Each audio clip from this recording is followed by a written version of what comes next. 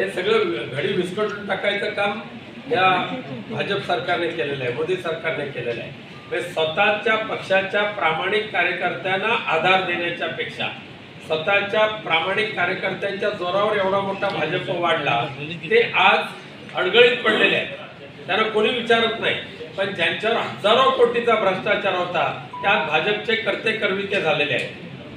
आणि म्हणून अशा या भ्रष्टाचारांच्या टप्प्यात उडालेल्या भाजपच्या नेतृत्वाला यावेळेला महाराष्ट्रातली आणि देशातली जनता निवडणुकीच्या वेळेला धडा शिकवेल. दानवे साहेब नाराज असल्याचं कळतंय, शिंदे गटात जाणार असल्याचं कळतंय, मातोश्रीवरनं त्यांची मनधरणी सुरू असल्याचं सुद्धा कळतंय. काय तथ्य आहे?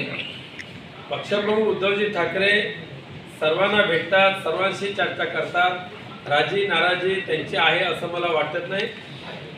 पूर्णपणे शिवसेनेशी निष्ठा, सर्वांशी निष्ठा असलेले नेते आहेत ते. आज निवडणुका जाहीर झाल्या.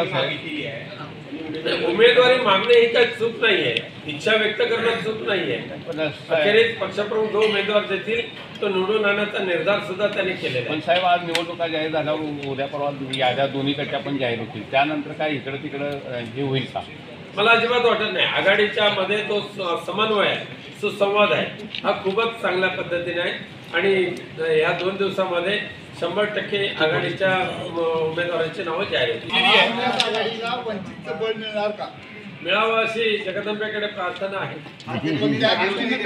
राजू शेट्टी आज माझ्याकडे त्याची अपडेट आता नाहीये, तर मी आलो डायरेक्ट सिंधुदुर्ग रत्नागिरीमधून.